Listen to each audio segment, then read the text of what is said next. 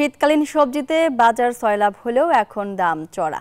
নিত্যপণ্যের আরও খবর জানাতে পঞ্চগড় থেকে যুক্ত হচ্ছেন সহকর্মী সরকার হায়দার। পঞ্চগড়ে নিত্যপণ্যের বাজার পরিস্থিতি কেমন দেখছেন জানাবেন।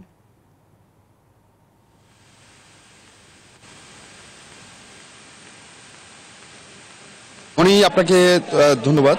পঞ্চগড়ের বাজার পরিস্থিতি আপনি যেমনটা বলছিলেন যে বাজার একেবারে সয়লাভ হয়েছে শাকসবজি দিয়ে, কিন্তু সবজির দাম কিন্তু এখনো কমেনি।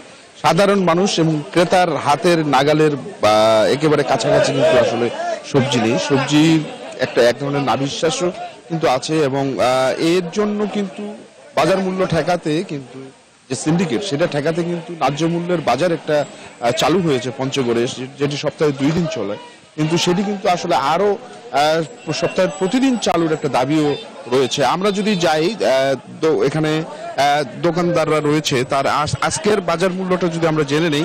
এদিকে আসো, আজকের বাজার ফুলকপি 55, পেঁয়াজ হলে 75 টাকা, রসুন আপনার 240, মূলা 30, বাগুন 55, শসা 52, ডিম আপনার 80 টাকা।